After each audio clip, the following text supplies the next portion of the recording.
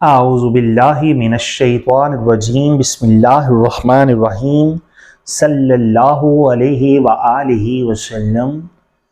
تصوف قادری کے تمام ویورز کو میری طرف سے السلام علیکم ورحمۃ اللہ وبرکاتہ۔ ایک نئے اور خوبصورت ٹاپک کے ساتھ ہم ہیں آپ کے خادم، آپ کے نوکر اور مرشد کریم کے در کے ادنا سے گدا ساجد علی قادری امیری۔ آج کا ہمارا موضوع سخن ہے درود تاج۔ سامعین محترم، ٹاپک کی طرف بڑھنے سے پہلے آپ سب سے انتہائی ادب کے ساتھ گزارش کروں گا کہ اگر آپ اس چینل پر نئے ہیں تو اپنے اس چینل کو ضرور سبسکرائب کر لیں، بیل آئیکن پر کلک کر کے آل نوٹیفیکیشن پر کلک کرنا مت بھولیے گا۔ سامعین محترم، آج ہم درود تاج کے متعلق بات کریں گے۔ سامعین، روحانیت کا درود تاج سے بہت گہرا رشتہ ہے۔ آج کی ویڈیو بہت قیمتی بھی ہے اور بہت روحانی بھی۔ امید کرتا ہوں کہ جس کی روح تھوڑی سی بھی بیدار ہے وہ ضرور تڑپ جائے گا۔ سامعین محترم، سب سے پہلے درود پاک کی فضیلت بیان کیے دیتا ہوں۔ قرآن مجید میں اللہ تبارک و تعالیٰ کا ارشاد ہے، ان اللہ وملائکتہ یصلون علی النبی یا ایہا الذین آمنوا صلوا علیہ وسلموا تسلیما۔ بے شک اللہ اور اس کے فرشتے آپ صلی اللہ علیہ وآلہ وسلم پر اور آپ کی آل پر درود پڑھتے ہیں، اس لیے اے ایمان والو تم بھی آپ اور آپ کی آل پر درود پڑھا کرو۔ سامعین محترم، اس آیت کے دو پہلو ہیں۔ پہلا پہلو کہ اللہ ہر چیز سے پاک ہے، نہ وہ تسبیحات کرتا ہے، نہ وہ عبادت کرتا ہے، نہ وہ روزہ رکھتا ہے، نہ وہ حج کرتا ہے، نہ اس نے کسی کو جنا یعنی پیدا کیا، نہ وہ کسی سے جنا گیا۔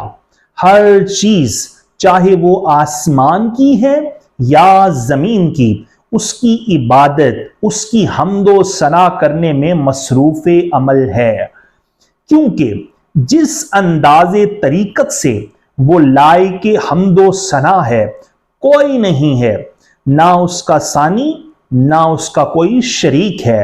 لیکن جب باری آتی ہے حضور محبوب دو عالم شمس الضحیٰ محمد صلی اللہ علیہ وآلہ وسلم کی، تو اللہ کہتا ہے کہ اب باری میرے پیارے محبوب پر صلوات پڑھنے کی ہے، درود پڑھنے کی ہے۔ اب میں بھی پڑھوں گا، فرشتوں تم بھی پڑھو، اور ایمان والوں سے مخاطب ہو کر کہا کہ تم بھی پڑھا کرو۔ اسی آیت میں ایک انتہائی قیمتی نقطہ بھی ہے کہ اللہ نے مخاطب کیا مسلمانوں کو نہیں بلکہ اہل ایمان کو مخاطب کیا۔ اور اہل ایمان کون ہے؟ اس کا ذکر پہلے بھی کئی ویڈیو میں ہو چکا ہے کہ جنہوں نے زبانی کلمہ نہ پڑھا ہو بلکہ تصدیق کے دل کے ساتھ پڑھا ہو، جن کا دل پاک ہو چکا ہو، جن کے نفس کا تزکیہ ہو چکا ہو، جن کے دل میں اللہ کی وحدانیت داخل ہو چکی ہو، کیونکہ اللہ کو گوارا نہیں کہ ناپاک دل ہو اور زبانی کلامی رٹ کے ساتھ ہم جھوٹے منہ درود و سلام بھیجیں۔ یہی تو راز ہے کلمے کے اندر بھی۔ پہلے نفی کروا دی، لا الہ یعنی کچھ نہیں ہے تیرے سوا، پھر اسبات کے نور سے تن من روشن کر دیا، الا اللہ کہہ کے تن من کو روشن کر دیا، اور پھر کہا کہ اب پہچان کرو یہی وہ بزرگ ہیں جن کی صورت کے تم شیدائی ہو۔ اب بولو محمد الرسول اللہ۔ تو درود کے وقت کیسے گوارا ہو کہ ناپاک نیتوں اور ارادوں کے ساتھ ہم حضور سید عالم کا تذکرہ کریں، ان پر درود و سلام بھیجیں۔ بس یہی وجہ ہے کہ اللہ نے یہاں صرف اہل ایمان کو مخاطب کیا۔ اللہ نے اپنے ساتھ ملا کر اہل ایمان کو بولا، کیونکہ اہل ایمان ہی اللہ کے ساتھ ہیں۔ سامعین محترم، درود تاج ایک ایسا درود ہے کہ جس کے اندر بے انتہا بیماریوں کا علاج ہے، وہ چاہے نفس کی بیماریاں ہوں یا جسمانی بیماریاں ہوں، کیونکہ اس درود کی برکت سے ہر قسم کی وبا جاتی رہتی ہے، دلوں کی راحت ہے اس کے اندر، اور عاشقوں کے لیے تڑپ ہی تڑپ ہے۔ حضور قبلہ سیدی واصف علی واصف رحمت اللہ تعالی علیہ فرماتے ہیں کہ درود در حقیقت حضور سید عالم کی یاد کا نام ہے، کہ جب جب حضور کی یاد آئے یہی درود ہے۔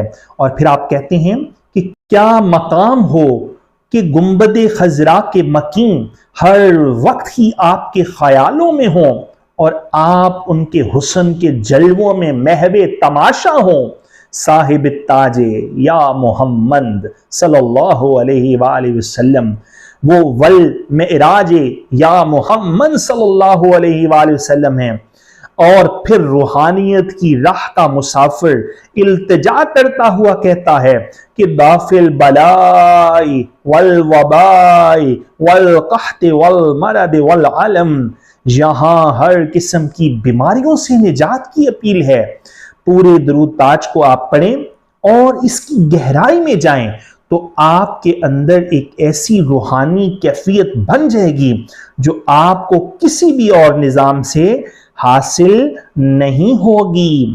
سامعین محترم، حضرت ابی بن کعب رضی اللہ تعالی عنہ سے مروی ہے کہ انہوں نے عرض کی، یا رسول اللہ صلی اللہ علیہ وآلہ وسلم، میں تو آپ پر بہت زیادہ درود پڑھا کرتا ہوں، آپ صلی اللہ علیہ وآلہ وسلم بتا دیجئے کہ کتنا حصہ درود کے لیے مقرر کروں؟ تو حضور نبی رحمت صلی اللہ علیہ وآلہ وسلم نے ارشاد فرمایا، تم جس قدر چاہو مقرر کر لو۔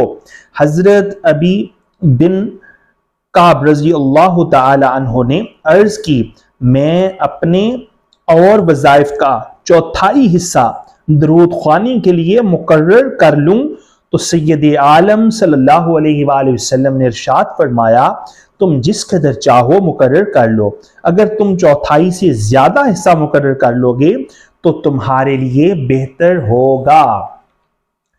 حضرت ابی بن کعب رضی اللہ تعالی عنہ نے عرض کی، میں اپنے اور وظائف کا نصف حصہ درود خوانی کے لیے مقرر کر لوں، آپ صلی اللہ علیہ وآلہ وسلم نے ارشاد فرمایا، تم جس قدر چاہو مقرر کر لو، اور اگر تم اس سے بھی زیادہ وقت مقرر کر لو گے تو تمہارے لیے بہتری ہوگی۔ حضرت ابی بن کعب رضی اللہ تعالی عنہ نے عرض کی، میں اپنے اور وظائف کا 2/3 حصہ مقرر کر لوں تو حضور نبی رحمت صلی اللہ علیہ وآلہ وسلم نے ارشاد فرمایا، تم جتنا چاہو مقرر کر لو، اگر تم اس سے زیادہ وقت مقرر کرو گے تو تمہارے لیے بہتر ہوگا۔ حضرت ابی بن کعب رضی اللہ تعالی عنہ نے عرض کی، میں اپنے اور وظائف کا کل حصہ درود خوانی میں ہی خرچ کروں گا تو آقا کریم صلی اللہ علیہ وآلہ وسلم نے ارشاد فرمایا، اگر ایسا کرو گے تو درود شریف تمہارے غموں کو دور کرنے کے لیے کافی ہو جائے گا اور تمہارے گناہوں کے لیے کفارہ ہو جائے گا۔ سامعین، یہی بات قبلہ سیدی واصف علی واصف صاحب رحمت اللہ تعالی علیہ نے بھی فرمائی کہ ہر سانس کے ساتھ اٹھتے بیٹھتے سرکار کی یاد ہی درود ہے۔ سرکار کے صفاتی نام اور ان کی صفات میں خود کو ڈھالنا ہی درود ہے، اور اس تمام کی کنجی مرشد کامل کے ہاتھ میں ہے، کیونکہ مرشد ہی آپ کو حاضر و موجود کے نظام سے بیزار کرتا ہے۔ موجود ہو یا محمد صلی اللہ علیہ وآلہ وسلم، بس موجود ہو یا محمد صلی اللہ علیہ وآلہ وسلم۔ سامعین محترم، ہر لمحہ درود پاک میں گزارنے کے لیے کسی کامل سے ضرور رہنمائی لیں، کیونکہ یاد نبی کا گلشن مہکا مہکا لگتا ہے۔ لمحہ وہی قیمتی اور کارآمد ہے جو سرکار کی یاد میں گزرے۔ اور آخر میں آپ کو درود تاج تحفہ کے طور پر عزم دیتا ہوں کہ کسی بھی قسم کی روحانی یا جسمانی بیماری کے لیے، اور بالخصوص راہ حق اور راہ سلوک اور راہ تصوف کی راہ کو پانے کے لیے آپ درود تاج پڑھ سکتے ہیں۔ سرکار کے روزے کا تصور کر کے یا اسم محمد صلی اللہ علیہ وآلہ وسلم کا تصور کر کے 11 مرتبہ پڑھ کے پی لیں یا پلا دیں، انشاءاللہ العزیز مدینے کے تاجدار کے کرم سے خیر ہو جائے گی۔ مزید رہنمائی کے لیے سرکار کا یہ پلیٹ فارم اور سیدی حضور قبلہ میرے جد امجد حضور پیا شاہ امیر الدین حضوری قادری رحمۃ اللہ تعالی علیہ اور مرشد سرکار حضور قبلہ سیدی پاک شاہ احسان الحق قادری حضوری کا در ہمیشہ آپ سب کی بہترین رہنمائی کے لیے کھلا ہے۔ اللہم صلی علی سیدنا و مولانا محمد وعلی آل سیدنا و مولانا محمد صاحب التاج والمعراج والبراق والعلم دافع البلاء والوباء والقحط والمرض والعلم اسمہ مکتوب مرفوع مشفوع منقوش فی اللوح والقلم سید العرب والعجم جسمہ مقدس معطور مطہر منور فی البیت والحرم شمس الدہا بدر الدجا صدر الاولا نور الہدا کہف الورا مصباح الظلم جمیل الشیم شفیع الامم صاحب الجود والکرم واللہ عاصمہ وجبریل خادمہ والبراق مرکبہ والمعراج سفرہ وسدرۃ المنتہی مقامہ وقاب قوسین مطلوبہ